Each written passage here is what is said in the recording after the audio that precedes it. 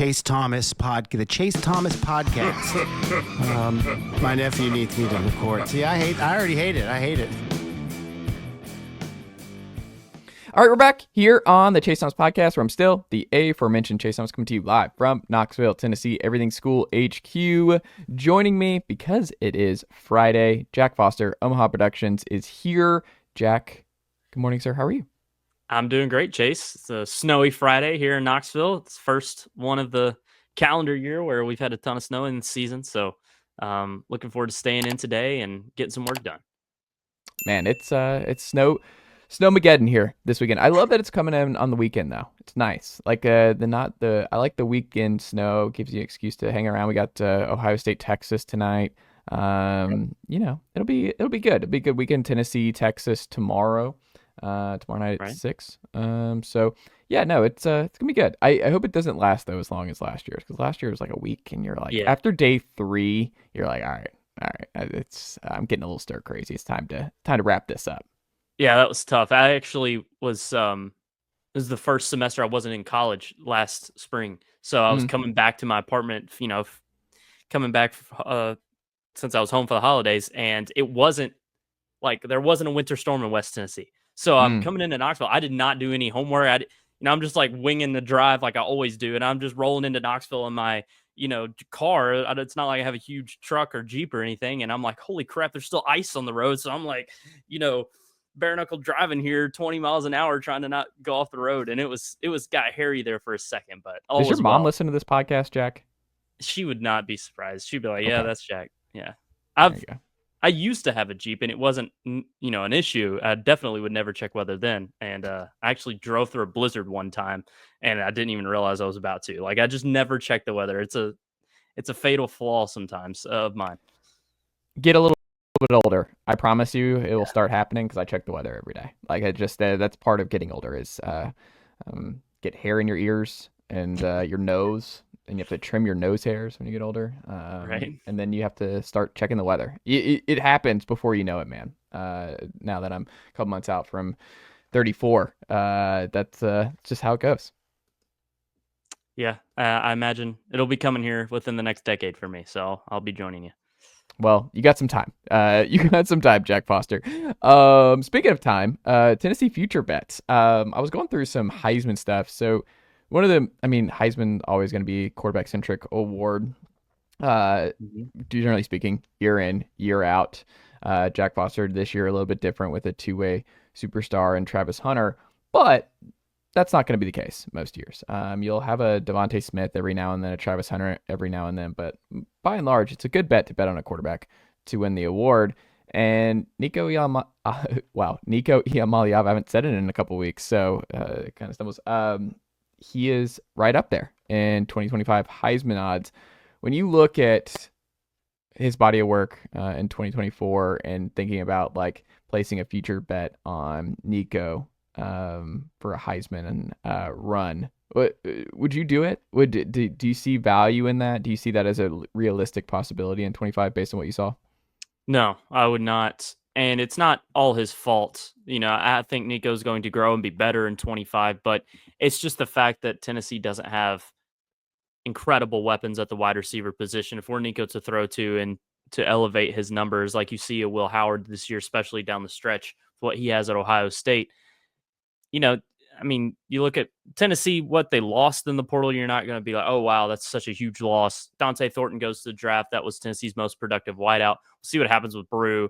Brazel's back. And then you have the young trio of Jefferson, Staley, and Matthews. And sure, Mike Matthews can be an absolute star in his sophomore season for Tennessee. But given the lack of certainty within Tennessee's wide receiver room that you're going to get dynamite production out of them, I would not feel comfortable, putting my money on a Nico Heisman in 25. I'm kind of in see it to believe it mode. Now, if Tennessee swings and gets a huge land out of the portal here this month at the wide receiver position, maybe I change my tune a little bit. But at the moment, it's just hard to see Nico having that big of a year with what Tennessee has, at the position players in this offense.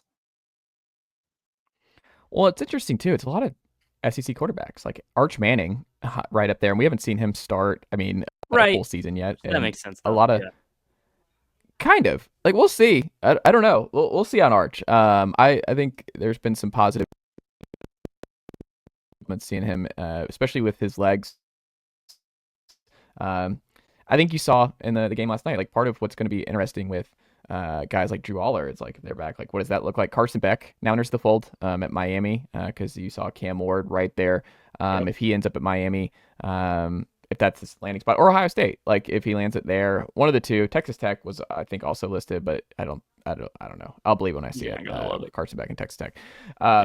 But it's always a good bet. Like, Ohio State quarterback is going to be right there, or Miami quarterback. And I think if Beck ends up in Miami, I think he's going to be in that top 5 in terms of best opportunity to win a Heisman. Shannon Dawson, one of the better offensive coordinators in the sport. So I think there's good value there. But you look at where Nico is saddled. I mean, John Mateer now coming into the conference at Oklahoma. I think him and Ben Arbuckle, that's an interesting gamble that Oklahoma has a bounce back year offensively. Maybe.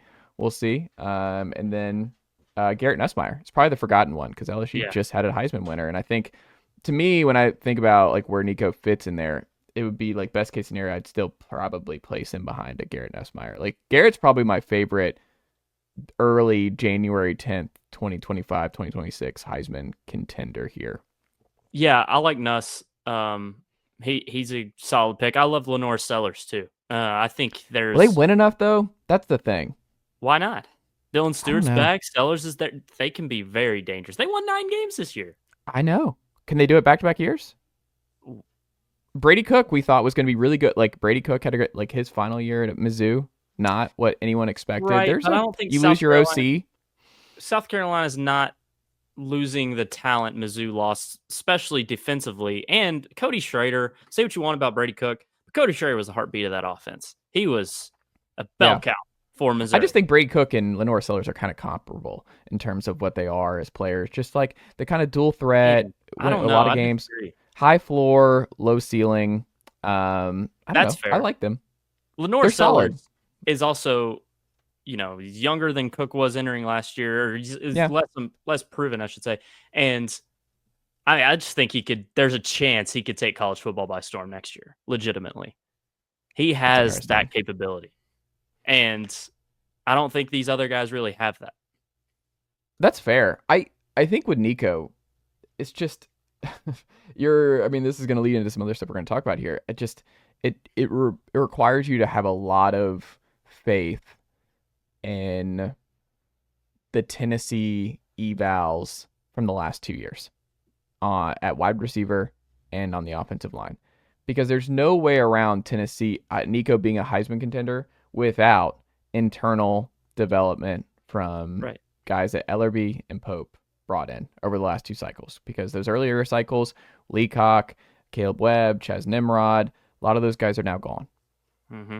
Your transfers are gone. Those early productive transfers, they're gone.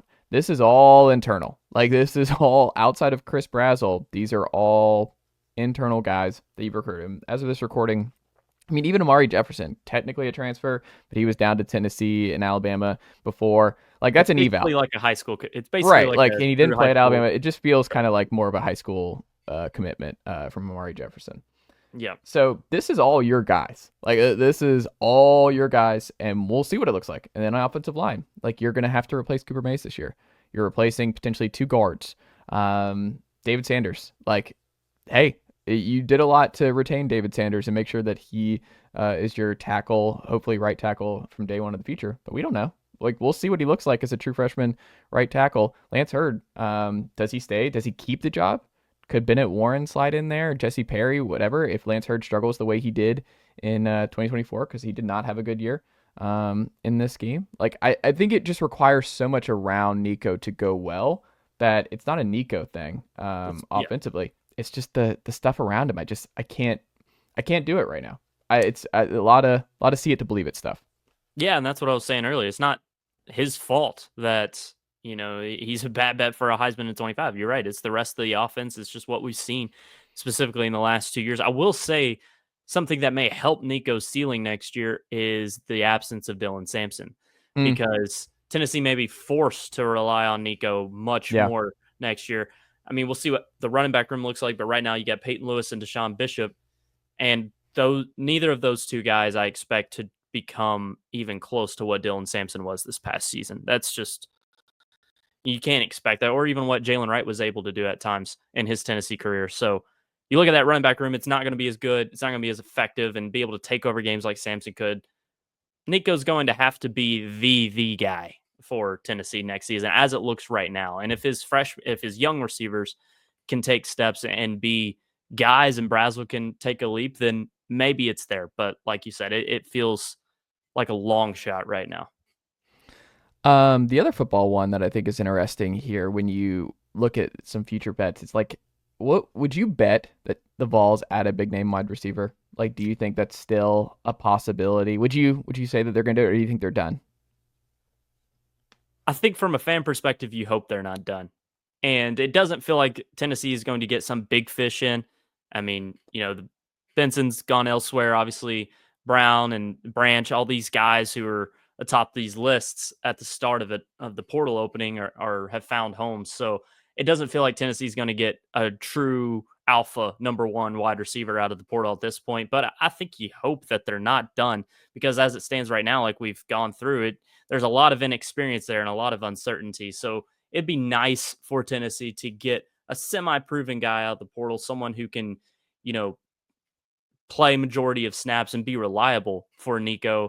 And like I said, we'll see what happens with Brew, but a Brew replacement who can, obviously stay healthy would be nice. But something like that, I think, would be good for Tennessee. We'll see if it happens, though. It doesn't feel like there's a lot of buzz circulating that right now. I think they have to, no matter what, with the numbers. Like, you just look at what they're bringing. I mean, you're bringing in 3 high school guys, but it's just Chris Brazel's your only upperclassman. Exactly. Like, you've got to have a vet. Like, I just don't think there's any way around it. Like, I don't think you really have a choice. And you're kind of behind the 8 ball. Like, maybe it is just Brew. And I think you welcome Brew back if he does one more year. Like, I think that's totally fine. And the leader in that room, because there's just so much uncertainty on the outside this year. And I think if I had a choice between Brazel or Brew at one of the outside spots and Mike Matthews in the other, like, I'm going to go Brew. I'm going to lean Brew there. And like, Brazel's more of a wild card. If it works out and it clicks near too, cool. But I think Brew is more of a sure thing, especially 2 years out from that devastating injury. Yeah. He's 25, like grown man. Right. Like, I'm okay with Brew. I think it's interesting that I think fans went a little bit too far in terms of their haste towards the Tennessee wideouts, because I don't think Brew belongs in that conversation where you're like, oh, we need a clean up. No. Brew wants to come back for that final year of eligibility. You welcome Brew back 100%. Right. And you got to look at it from Bruce's perspective. He would probably want to come back to Tennessee. I mean, like you said, he's going to be he's one in of that the picture with leaders. Nico and Mike Matthews working out together in California. Like, he's kind of Mike Matthews, like, vet in that room. Like, there's real value in bringing Brew McCoy back for one more year. Yeah, I mean, I don't think McCoy's getting drafted. Maybe he's a late day 3 pick, and it's unfortunate too, because in 2022, I was like, Brew may be the best pro out of all these guys, because he was. Well, even the start of 23, before the injury, he was good. Like, Brew had a different gear. People forget, like, he had a different gear before that injury in the South Carolina game. Yep. And, yeah, very unfortunate what happened to him. So if he comes back, he can, potentially get back to that point. Tennessee baseball, Jack. It's now January 10th. We're winter training. It's going to be here before you know it. And Tennessee baseball is going to be here very soon. 37 days? It's something. It's in the 30s. Feb 16, I think that's right. That would be, 37 days. It's going to be here before you know it. We're going to be sitting in the cold here at Lindsey Nelson Stadium watching some baseball here sooner rather than later. But with it coming up here, Jack Foster. Oh, yeah. Real quick, breaking news: Carson back to Miami. Oh, yeah, that checks out. Yeah, I think it's gonna be good. I wanted to say that. Yeah. Miami, man, that. I mean, they could have the number 1 overall quarterback in back-to-back years in the NFL draft. Yeah, Beck's gonna have to has a lot of improving to do, but it could happen. I just like that offense. Shannon Dawson. Oh yeah, good OC. I just think he's gonna put up numbers. Easier schedule. That offense was, I think, number 1 in scoring this past year. I think Beck will be good there. But back on baseball here. I'm curious from your vantage point, because we're going to be doing a lot of baseball coverage here on these Friday shows, Jack. And as the baseball guy, I am curious now that we're 37 days out, what is the position battle that has you most intrigued here that fans should be aware of going into winter training? Yeah, there's two I was trying to decide between for this question. It's left field and first base. It feels like Alex Perry has a fairly solid grasp on the first base spot, but that's one to watch. But left field to me feels so up in the air. And Dalton Bargo factors into both. Maybe he plays first base. If not, maybe he's in left field. Jay Abernathy is the fun piece that has gotten a ton of buzz over fall ball. You gotta have him in the lineup probably regardless. If he's not starting in the left field, he's probably going to be DHing. And then there's Colby Backus, who's been in the program year 3. You saw the potential last year, wasn't very consistent at the plate, but elite speed, really good defender, has all the tools you need to be a really great baseball player. And we've seen these guys who have been in the Tennessee baseball program for multiple years have huge seasons out of nowhere. I'm talking about Jorel Ortega and obviously Trey Lipscomb. And there's plenty of other guys, Hunter Inslee. So maybe Colby Backus can take that leap, and I think that would elevate Tennessee's ceiling pretty well, because I really think he'd be an amazing defensive player for Tennessee to have out there in the field. But yeah, Colby Backus, Dalton Bargo, Jay Abernathy, those 3 guys, along with Alex Perry, with those 2 positions, how does everything factor in? As far as first base goes, got to mention the catchers too, with Lawless and Clark, Stone Lawless, Levi Clark, who can also be there too. And there's going to be a catcher battle as well. So, but I'm looking at first base and left field. Specifically, left field is the most intriguing position battle here in winter. What'd you call it? Winter training. Training. Yeah, because I think that's what Hunter Inslee called it on the pod here a couple of weeks ago, because it's like they don't do spring training, because it Right, starts it's not like spring. Yeah. Yeah, it's very cold, and it's just not what I it just is. call it preseason. Why not? There you go. Yeah, I think Perry is kind of a forgotten guy that Vol fans don't, because of injury stuff. But I mean, the problem with projecting Alex Perry is like his last 2 years, even he's had injuries off and on his career, so it's just. He has real power. Like, he's got a huge frame. He hit 17 home runs at community college 2 years ago, 9 home runs in his injury kind of riddled season before he came over to Tennessee. And obviously last year, like, there was a chance he was a day 1 starter at short last year. So Alex Perry's got real potential. They clearly like him, but he's got to stay healthy. Like, he's an interesting guy, a buy low guy this year. Oh, 100%. And, if we rewind to this time last year, our good friend Ryan Shumpert, Alex Perry was Ryan's favorite to start in the infield.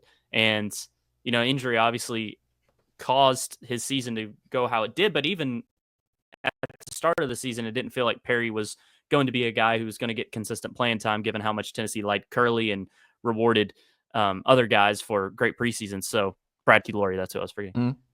But yeah, so Alex Perry, definitely a forgotten man who's very talented and could emerge as a solid player for Tennessee this year in the bottom of the lineup and at corner outfield potentially. It's interesting too. Ortega, like I don't know where he fits. Antigua, excuse me. Like I don't know where Ariel Antigua fits, because he's got the glove and he came in very hyped. You have Jay Abernathy, true freshman. He's making a lot of lists here. He's super hyped. Where does he fit? Is he a shortstop? Is he an outfield guy? Does he factor in at left field? Is he a DH? Right. I don't know.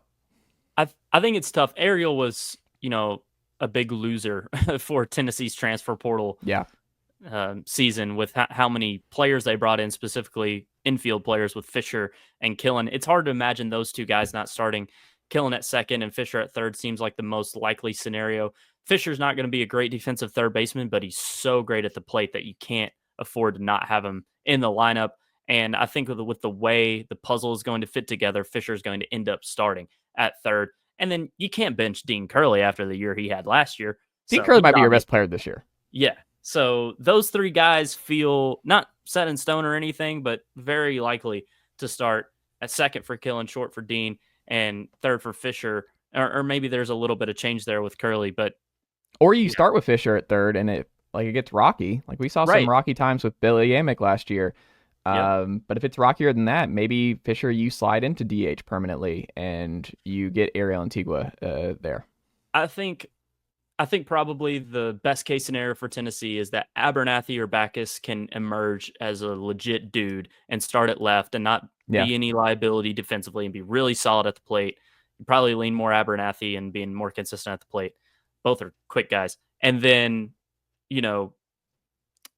if Fisher obviously can be great defensively, that's great. But if you put Fisher at DH, you're probably maximizing offensive capability here and defensive because you can get you can move Dean to third and find someone else at short. Maybe that's Ariel. Maybe he takes a leap at the plate, but it's going to be needed, I think, Ariel he needs to be a better hitter to get consistent playing time for Tennessee. You just can't. There's too much talent to play Ariel at this point, I think, given his lacking on offense. Final one here for you. What position will Tennessee be better at in 2025 than they were in 2024? Ooh, that's an interesting question.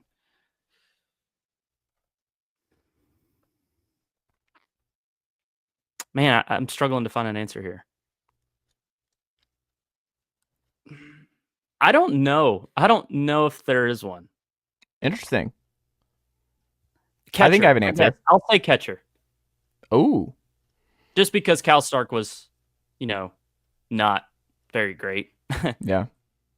I mean, the back pick was elite. Like, he had tools that Cannon Peoples doesn't have, and he can make plays Cannon Peoples can't. But, Peoples still a very solid defensive catcher. If he can rake like we thought he was going to last year, I'll say catcher. Catcher feels like the most likely answer to this question.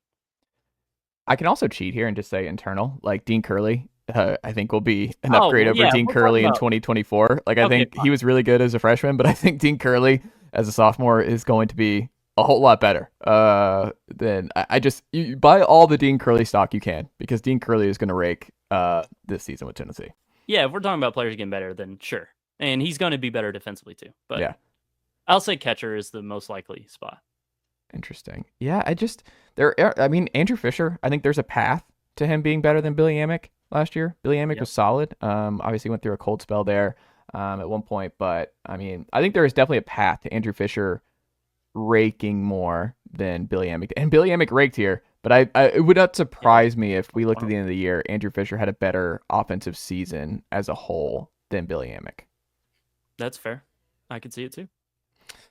Jack Foster, what can the good folks check out from you over at Omaha Productions this week?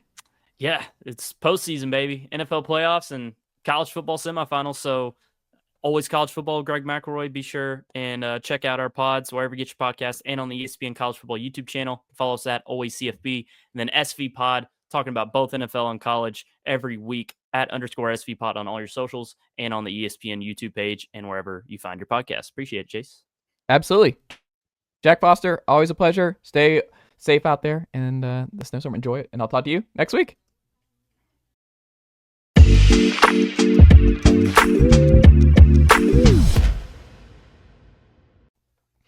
All right, we're back here on the Chase Thomas podcast, where I am now joined by a first-timer over there at Go Vols 247. Make sure you're subscribed to Go Vols 247 today if you are not already. Patrick Brown is here. Patrick, good afternoon, sir. How are you?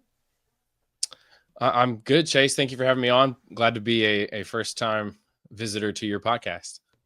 Hey, we got Ben in here consistently. We've had Ryan Callahan in here consistently. It was time to get Patrick Brown into the fold because I've been reading you for years, and you do great work over there at Go Vols 247. And one of the biggest things I wanted to kind of pick your brain on, Patrick, is because this is something like I'm very curious from someone who has a more advanced film study background in terms of what you're seeing with Tennessee football, because so much of it is you, and I'm guilty of this too, is just you study the All-22 as much as you can. It's not the same as the NFL because the NFL is just readily available. You can dive in with my Falcons and look and see what Matthew Judon is up to and Kyle Pitts right after the game, and I can see I can get a good feel of how those games are going. It's different in college, and we're kind of prisoners of the TV broadcasts, and we have these ideas of, okay, here's player X is really struggling, and here's his PFF grade, this, that, and the other, and you try and match it as much as you can to what you see versus what the numbers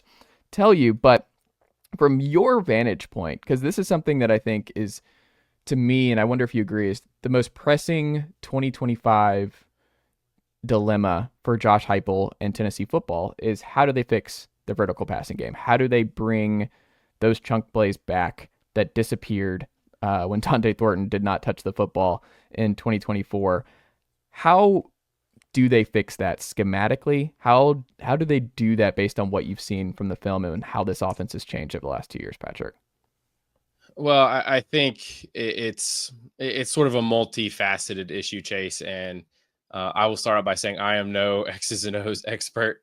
My football playing days tapped out in middle school, unless you want to count some intramural. I had a pretty good intramural team at UT, but there you go. That's obviously flag That football. counts. Very different. But we had a playbook we practiced, we did all that stuff. So, and I've only sort of gotten a little bit more into the X's and O's of stuff the last few seasons. I kind of just like to know why a play worked, why, and I would still, if they were to have me come watch film, sit in on a position meeting for 30 minutes, I would learn more from that session than I already know by far. So, but you make a good point. I mean, I think there's two big questions to me for this offense going into this offseason. It is, can they get those explosive passing plays back, like you mentioned? And also, what are they going to do about tempo? Because plays per minute numbers have been down pretty.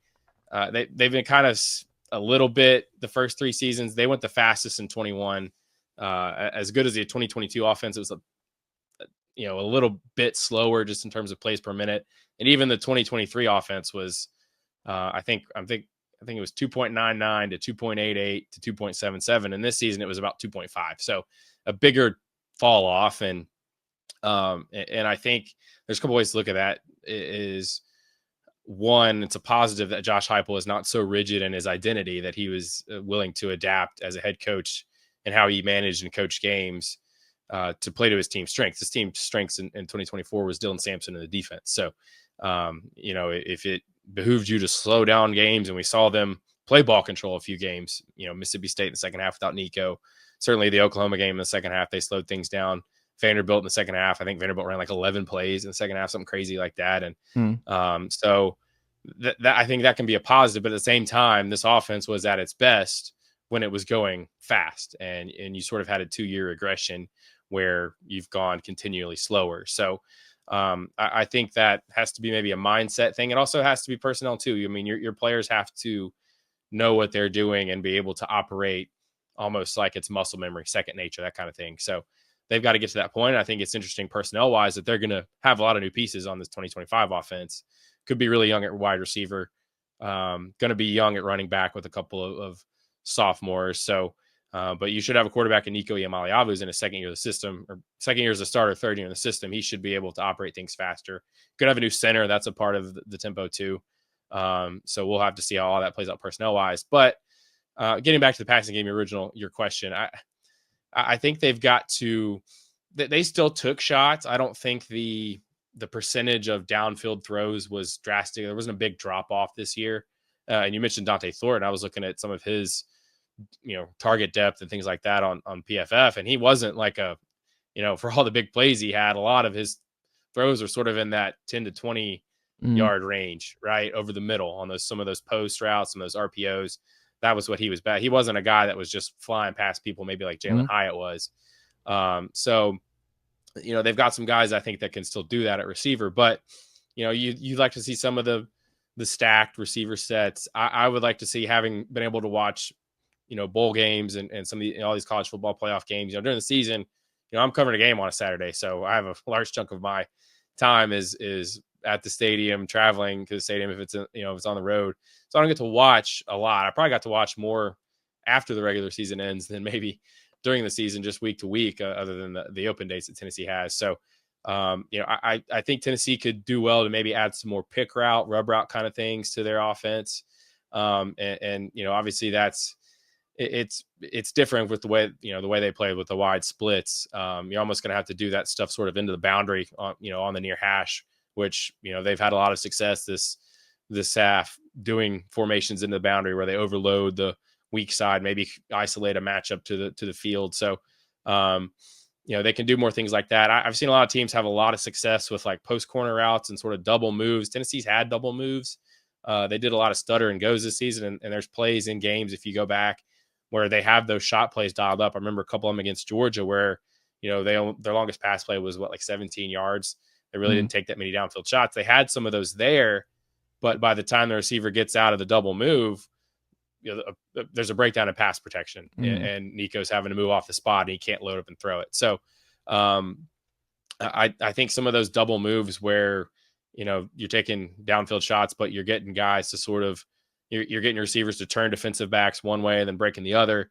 I feel like I've seen a lot of teams do that just watching football over the last several weeks. And so I think there's things they can do there in terms of expanding the route tree, but they also just need to execute better. I know that's not an answer that fans want to hear. And we heard a lot from Josh Heupel and players throughout the season, but you really look at it, it was every, they would have guys open a lot. It felt like, particularly in October when the offense was really sort of scuffling, it felt like they had guys open quite a bit, and either Nico would miss the throw, catch wouldn't be made on the end, or, there would be a situation where pass protection comes up, or somebody gets beat, can't step into the as accurate of a throw, can't even get the throw off in some cases. So there are some things that certainly they can do. And I'll be interested to see how they sort of self-scout and evaluate and try to tweak things. Cause we saw it this year, as much as maybe the offense struggled. I think one of the positives is they introduced more 2 tight end sets. It was really successful. And it got to the point where late in the year, they were leaning on it quite a bit in games. So that's something that, evolved from 2023 to 2024 with what they had in the tight end room.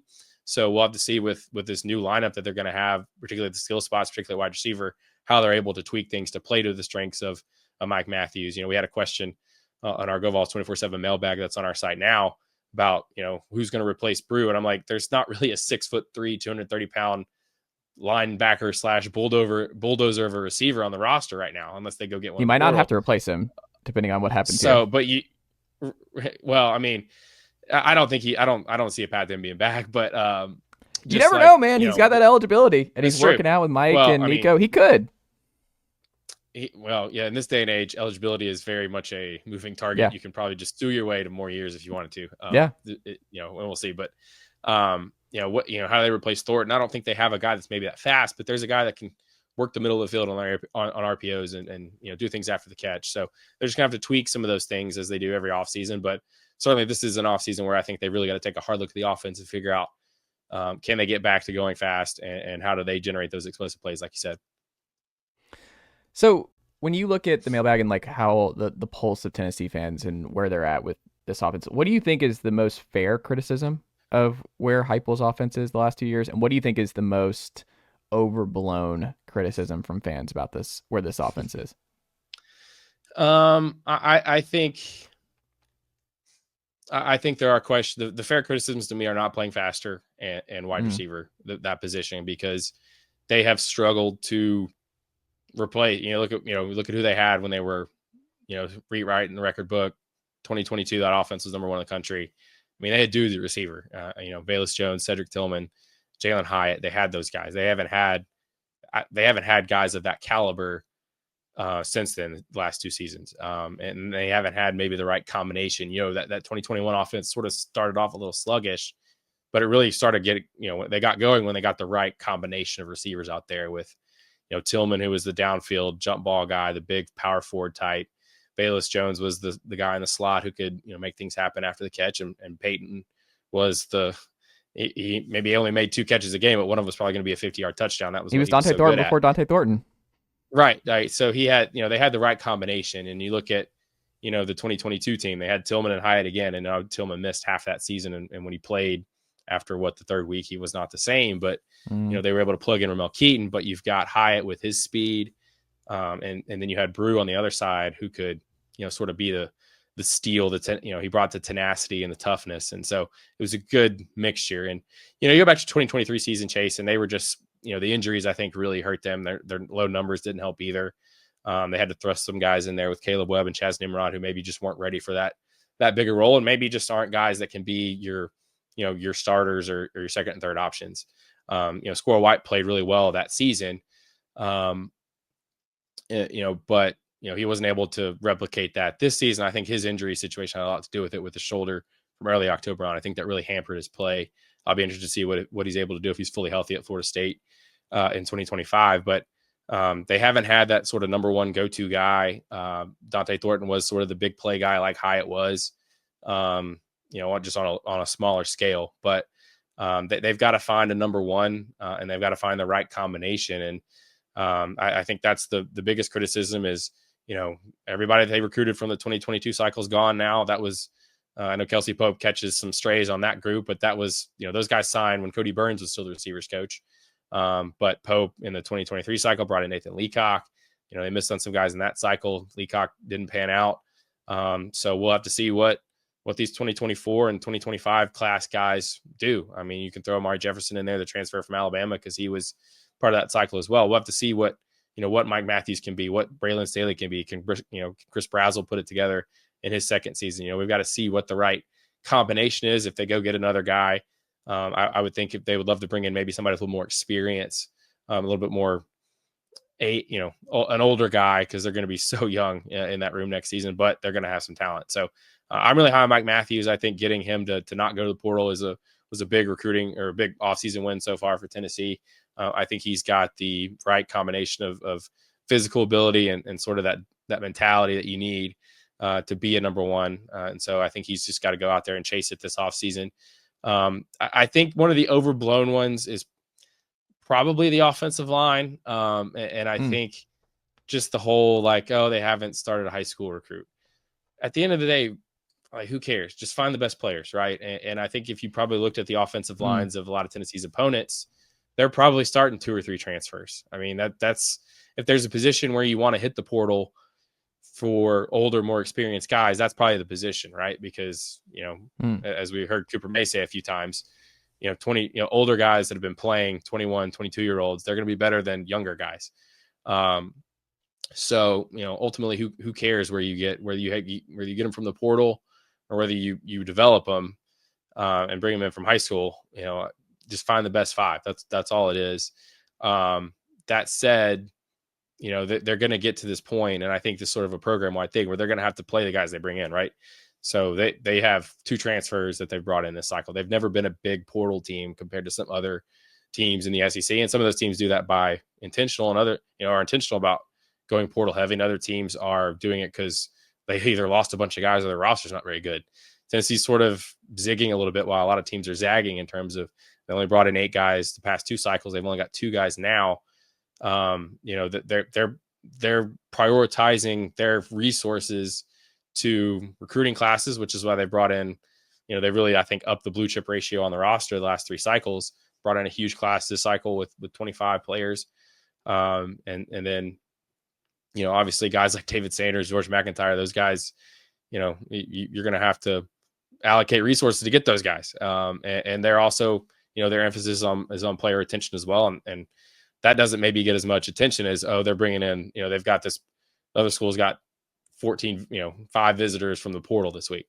That gets headlines. Whereas, Tennessee re-upped guys that they wanted to keep them from leaving. That doesn't, some of that stuff, a lot of that stuff goes on behind the scenes. Some of that stuff, as we saw in the aftermath of the Ohio State game, gets out with stuff like Arion Carter, Boo Carter, Matthews, maybe a little bit, some other guys that were rumored and message board, were heading to the portal and all that stuff, all that craziness there for a little while. Tennessee, you think about the last few cycles, who have they lost that they really missed? That's something that, they like to pay to keep the guys they don't want to lose. And that's not to say that there haven't been guys that have left and gone on and played well at other places. That's not really what I'm saying, but Tennessee has not been, they've not maybe had, you see other teams lose guys and you're like, that's a tough loss for them. They really, you really have to, I haven't really seen that from Tennessee. And I think that goes into some of their emphasis on their approach. But getting back to the offensive line, I mean, I think you just got to find the best guys. And the offensive line is one of those hard positions. Going back to your X's and O's questions, it's one of the hardest positions to evaluate because most of us don't have a clue all of the intricacies of playing those positions and what they're, what a guy's responsibility is on this play and that play. And I think Tennessee is, they led the SEC in rushing the past 2 seasons. Now, way maybe defenses are playing them has contributed to that. The running backs they've had with Jalen Wright, Dylan Sampson certainly have contributed to that. But you can't be terrible on the offensive line and run the football the way they have. Now, the pass protection this season, particularly in some of the bigger games, particularly in the losses, was an issue. They've got to get better at offensive tackle. Certainly you would hope if you're Tennessee that Lance Hurd takes a step in his second season in the program. You hope David Sanders is as advertised, maybe slide into that right tackle spot. We'll see what we can get out of the portal. They just hosted another potential plug and play guy at guard with Emmanuel Pregnon from USC, a 2-year starter that I think Oregon is also after. And I believe he may be going to Texas after finishing up his Tennessee visit. So, of course, all that is weather depending, given on what's going on in the country. But just get the right guys. If William Satterwhite's your next center, okay, that's fine. If you get Pregnon and Andre Carrick gets his waiver to come back, and you slide Wendell Moy to center, and you've got 3 centers, 3 transfers or 3 older guys at your interior spots and the 2 tackles, then if it works, just find the best guys. I mean, it's kind of like that old argument about in-state players versus not in-state players. It's just get the best guys wherever they're from, however you get them. You've got to find the right combination. And now, do they need some guys to step up? Do they have some young guys that maybe just finished their first season that have potential? I think so, but that's such a position where it's so difficult, because you want to see signs that they can help you after 2 years, because that's when a lot of guys tend to maybe start looking around. But at the same time, sometimes it's hard for those guys to break through. So I think that's a position that's maybe I don't get a lot of the criticism there, but I know that's one of the more hot button topics, receivers and offensive line, particularly after the season. I guess my thing though is I don't think you want to live. I think on the defensive side, like you saw with Tennessee, like Omar Norman Lott was a huge home run inside addition, and Jackson Moy right there in the interior. Like, I think on the defensive line in the trenches, you can kind of be a little bit more. I mean, you saw Ole Miss with Princely and Walter Nolan this year, and they were the leading sack team in the SEC. And really, they were a huge reason why they just dismantled Georgia. But if you look at most of these offensive lines that are in the final, Notre Dame, Ohio State, the Georgias, the Alabamas, the Ohio States, it's mostly internal offensive linemen that they're retained. Like, there is a reason, I think, for fans, and I think a fair criticism, it's less about guards and centers. Because I think if it's Carrick, if it's Wendell Moy, if it's insert transfer player here, I think they're going to be all right in the interior. Where I think you have to win is like the Darnell Wright was obviously just a linchpin, and he's your internal 5-star guy, and he's obviously a very different system than what he was brought in originally with Pruitt, but he just stabilized that right side, and he was a highly sought after recruit and panned out, top 10 pick, this, that, and the other. And I think if you're a fan, you're like, why did it work so well for Darnell Wright? And why did he parlay a couple years in the system into a top 10 pick? And why haven't we been able to develop internally an offensive tackle behind him that should have like catapulted us up? It's the same thing with Jalen Hyatt, right? It's like you have a Blitnikoff winner, and we haven't been able to build off that with somebody else. And I think that's fair. But I also look at the tackles. I mean, you look at the PFF grades, and we saw with our eyes, like John Campbell, transfer guy. He just finished up his 7th year of college football. He had a really, really rough year, wrapping up a right tackle. Dane Davis, former walk-on, like he had a rough year at right tackle too. Lance Hurd, he's a transfer, like 5-star guy out of LSU, very different scheme that he bought into with Brian Kelly and company when he came on to campus. But like you said, he's got to get a lot better protecting Nico's blind side in 2025. You're going to potentially be relying on a true freshman at right tackle in a pivotal year where you've invested a lot of resources into the quarterback and into making the most of this window that you have with Iamaleava.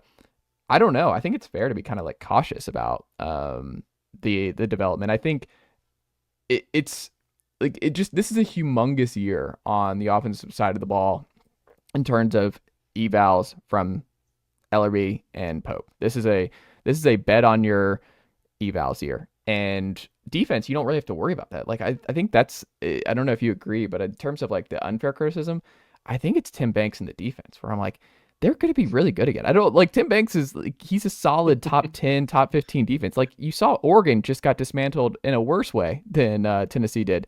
And that was in the Rose Bowl. Like, that was a neutral site. Like, Tennessee went up and it didn't go well at Ohio State, but like the defense is the furthest from my concerns. Like, they develop on the defensive line. They develop at linebacker. They develop at corner. They play a lot of guys. Yeah. They play a lot of guys. Like, I'm not worried at all. Like, if it's not broken, don't fix it. I don't know why the temperature in the room for the defense is as high as it is. And I feel like you're in agreement there, because the defense is going to be really good next year. Like, I have no concerns about it. I agree with you on the defensive side, Chase, because with some of the jobs that Banks has been linked to over the last couple weeks, it's like people are like, "Great, we have a chance to upgrade." I'm like, I mean, he just did pretty good. Like, that's such an unknown, and I think people, I guess, got so used to pretty consistent annual staff changes under previous coaches that. It's been really different under Heupel, because it's 4 positions that he's had to change and going into his 5th season, and all those guys left for NFL jobs, or Alex Golesh went to be a head coach. Brian Jean-Marie went back to Michigan, where obviously he's very close with Sharon Moore. So, I mean, it's a huge unknown if they were going to end up having to hire a new defensive coordinator, because this is a guy that has done a good job. I mean, he's a Pro Bowls Award finalist, and I think it's the lowest scoring average they've allowed since '98. So, and I think there's past examples of Tennessee making what looked like home run hires that didn't pan out. Bob Shoop was going to take Butch Jones to the next level, right? That was going to get Tennessee over the hump. Pruitt went and got Jim Chaney from Georgia, and the offense didn't really take off for, and those were obviously different coaching staffs and things like that. But going back to the offensive line, I do think that, you probably want to have some portal guys, just because it's just easier to me to go get a proven commodity, right, from somewhere else. But the catch is that I don't think you can totally rebuild an offensive line through the portal. And Hurd is an interesting guy because, he's a transfer, but Tennessee got him, 6 months into his career. I mean, he enrolled at LSU during the summer.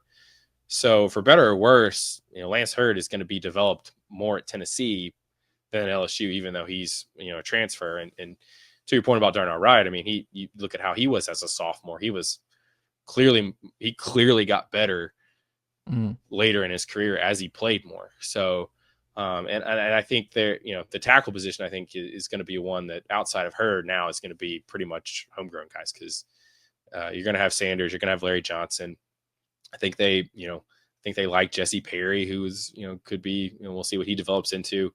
We'll see what Bennett Warren, he was another big time recruit. So, and kind of going back to the, to how they got to the situation on the offensive line, that obviously that 2022 class, those 4 guys they brought in, none of those guys panned out at Tennessee. Addison Nichols went to Arkansas and started and was solid. And I can't remember where he ended up. Maybe you can remember where he transferred. I think SMU now, right? This offseason. Okay. So he's not necessarily the other 3 guys have not been factors at all. Addison Nichols was not a factor at Tennessee, but has gone on to start for an SEC team.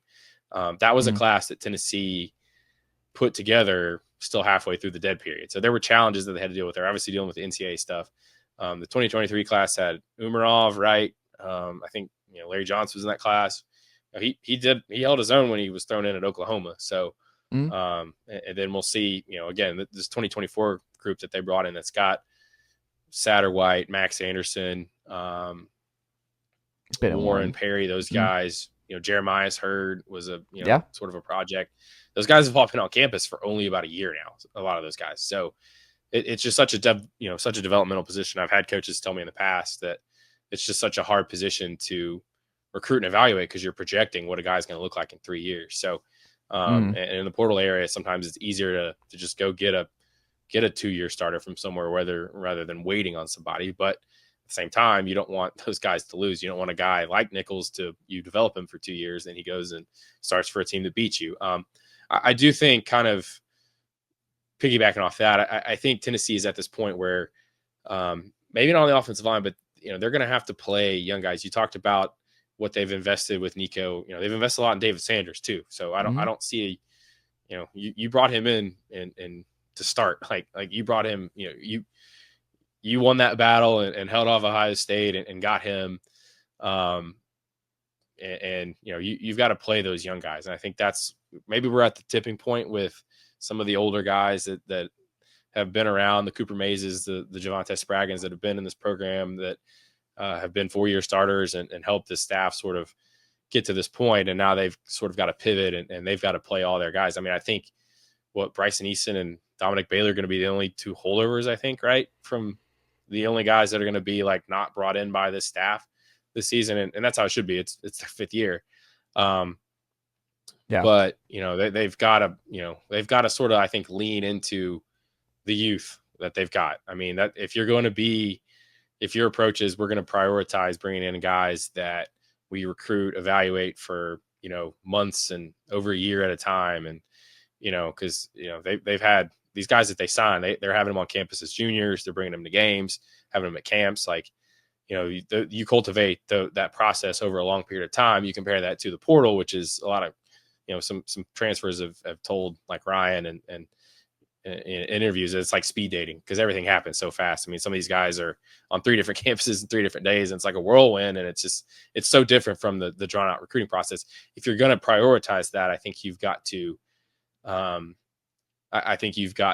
lean into that and trust, as you said, you've got to trust your evals, you got to trust your evaluations, and going back to the receivers, like everybody this time of year ago, it was like, what are they doing in the secondary? They're losing all these guys. They're willing to let these guys walk. And it's like, okay, they're just sort of flipping it. And it turned out all right, because they landed a guy like Jamon McCoy. They got Boo Carter, who they eventually, after, he and Christian Harrison sort of split time, they eventually were playing him and starting him. And it worked out. So, and Ricky Gibson's a sophomore. They said, hey, you're the guy.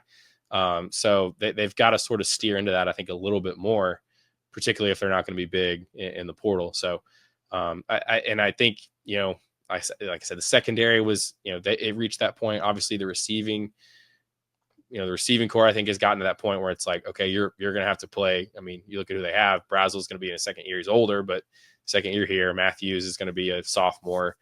Braylon Staley's a redshirt freshman. Omari Jefferson will be a redshirt freshman. And then you've got the 3 freshmen coming in. We'll see if they get anybody else in the portal. You look at running back, they're going to have, redshirt sophomore and Bishop, sophomore and Lewis, 2 freshmen. We'll see if they go to the portal for somebody with a little bit more seasoning on them. But I think as a whole, like they're sort of at this point where they've had some of these older guys, the Campbells and Keenan Peeleys, and now they've got to sort of turn it over to, the guys that they brought in and the guys that they've invested a lot of time in some cases resources in, and bringing in and building your roster that way. You've got to sort of steer into that. Final thing here for you, Patrick. How do you think Nico makes the leap in year 2? Is it a lot of it just out of his hands? Is there things that you've seen on tape this past year that he has to get better? For me, I think part of it was just, you look at Hendon Hooker and that 2022 offense and like what flipped, it's just the running. Like his PFF grade running the football, like being able to get 6-7 yards. You saw it last night with Riley Leonard. Riley Leonard, the reason Notre Dame's still alive and fighting is because Riley Leonard is really, really smart with his legs. And I think you saw down the stretch, Nico got letting him loose running the football is a game changer. You saw Joe Milton in the Alabama game 2 years ago, where he starts doing some option stuff and lowering his shoulder, and you're like, oh, that's really helpful. He's really good at that. People don't want to hit Joe Milton in space. Like this is good. I think that's part of the biggest thing for me. But what say you on Nico Iamaleava going into year 2 to become a Heisman type guy? I would agree with the rushing, and Nico, I think, would probably say he is a passer who can run versus a guy who I don't know how much of a willing runner he is. I think he's a tougher runner than he maybe even gives himself credit for. I mean, you go back to the Ohio State game. I mean, with Samson being down, the receivers, they lost Dante and Squirrel. It felt like it was Nico against the entire Ohio State Buckeyes, which and I think that was one of my takeaways from that game was like, man, you got to find whatever it takes to like try to prop this guy up and set him up for success. You around him, I think you've got to, that performance, that sort of grittiness that we saw a little bit earlier in the season too. That was telling to me that hey, you can build around this guy. I think they've got to pick their spots because, again, you just don't want, you don't want to run a quarterback a bunch and get him banged up and hurt and have his play affected late in the season when, as we saw this season, Tennessee was playing meaningful games for the playoff in November. You don't want to have a quarterback at 80% health because he's been beat up because you run him 20 times a game. I think they've got to pick their spots And I think the spots would be maybe third down, short yardage, things like that, red zone, which kind of like, again, what you saw at Ohio State. They ran him, some option plays down there on that touchdown drive before half, ran a quarterback sweep, that kind of thing. And I think, you mentioned Riley Leonard. I think Notre Dame did that a little bit last night, late in the game. They put the ball in Leonard's hands and says, okay, I think they rolled him out one time, right, to get that last first down before the field goal, right? So they gave him options, right? So, and then I think as a passer, I think he's just got to try to see the field a little bit better, and maybe not, because you see times where he's, and I go back to the Ohio State game, and you mentioned like the all 22. The Skycast view, I think, is great for quarterbacks because you can kind of see what they're seeing a little bit. I feel like there were a couple times just throughout the season where maybe the Arkansas game, he had guys more open than maybe it looked like. And I think, there were games where the receivers were not getting open, but there were also times I think where like they had guys open and, he's just not seen the field. I recall his interception in the first half against Florida where he just locked in on the other side, where if he goes, he's looking this way. If he comes back to the right, he's got a dig route wide open. And you saw him do that too. You saw him go through his progressions a lot. I think when his play started increasing a little bit there in November, he was seeing the field really well. And Joey Halsey talked a little bit about this too. I think in December, it's just like, okay, he was just going through his progressions and had a real comfortable feel. I don't know if it was jitters early in the Ohio State game, big road environment, that kind of thing.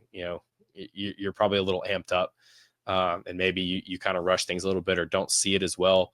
And I thought early in SEC play, I think that was a little bit, him sort of going through some freshman growing pains. But if you can get him to sort of be that guy that we saw at times who was seeing the field really well, looking this way, okay, nothing's open, I'm coming back this way because I know I've got this route open against this coverage. If you can develop that to where that's sort of almost an every drop back thing, I know quarterback's going to be perfect, but if you can get more of those and less of the plays where maybe he just holds the ball a split second too long, or maybe it's a split second late on a throw, you can just sort of increase the good and decrease the bad and improve that consistency. I think he's a guy that obviously has a lot of talent, and I think he has the right mental makeup too, just the way he's handled his first season as a starter and played through some things and just sort of the way he handled the spotlight.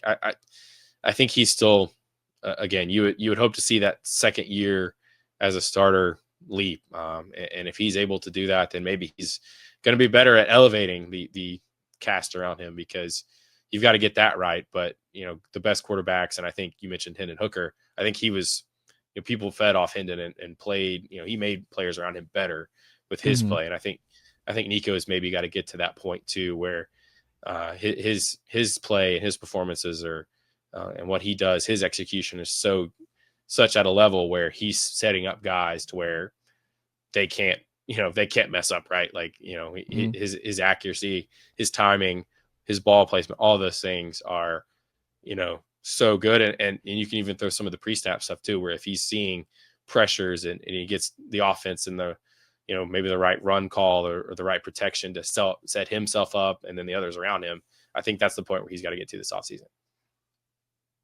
I'm just so fascinated by it, right? Like, I think you have to go glass half, like, I don't know. Like, we're going to be talking about that. Like, we're going to be asked about this offense all offseason, and it's just going to look completely different. I just don't think there's a way. Like, just so much is going to be different in 2025, Patrick, because they don't really have a choice. Like, there's just so much pressure because you're running it back with this group. You're running it back with the staff on the offensive side of the ball. You've got to play some young guys on the offensive line. You might have to play some true freshman snaps with DeJuan Morris at running back. It's probably the most uncertain the running back room's been in the Heupel era. You're not going to be able to lean on a Peyton Lewis the way you lean on Dylan Sampson or Jalen Wright the last 2 years. I think it's going to have to be more of a committee. Deshaun Bishop hasn't been able to stay healthy for 2 years. He's good when he plays, but we'll see what 12 games look like for him in year 3 in the system. Receiver, completely different. Nico, I mean, this is a gigantic year for Nico. There's just no way around it. There's just going to be a lot of pressure. And I think the way this offense is going to look, it's like, I think he's going to have to do more, because I just think they're not going to be able to play that kind of ground and pound and let's just escape here with a victory in 2025. And I think fans got restless. Like, it's easy to forget, like, they were shut out in the first half for a month straight. Like, it it was tough last year. And I think the vertical passing game and the chunk plays have to be back next year. It could get dicey in a hurry in year 5 with this offense, because then you're looking at over half the tenure struggling with the vertical passing game, just because of what we've seen the last 2 years versus the first 2 years. So it's unbelievable how different the first 2 years of this offense look compared to the last 2. And I think this is kind of a defining tipping point type of year. It's like, how do you adjust and how do you make some changes? And I think that's possible with how much blue chip talent you have at receiver, blue chip talent at tackle, blue chip talent obviously at quarterback. I think there's reasons for optimism, but I also understand fans who are pretty angsty about the offense. I think both are fair, right?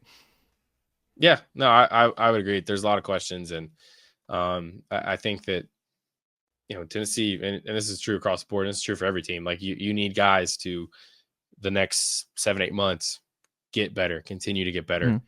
And that goes, that's the beauty of the sport, is like, every season is sort of it's new, right? Like, the team's going to get back here in the next weekend. Next weekend is for the start of classes, and then workouts are started, and they're building towards August 30th. I mean, that's, and we're going to have talking points, and things are going to develop over those however many months, and then it could all look very different once the season gets here, because it's like, that's just sort of how it goes, where we spend so long talking about this stuff, and then we may expect one thing, but then this is the other. And I do think that, having built the offense or tailored the offense to, Dylan Sampson being your guy, I think you got to make Nico your guy. I think he's got to be the focal point of your offense now. He's the second year as a starter. He's going to have to, like I said, elevate everybody around him, because he's going to have a new cast now. Again, a lot of recruiting stars, maybe some portal stars for some guys.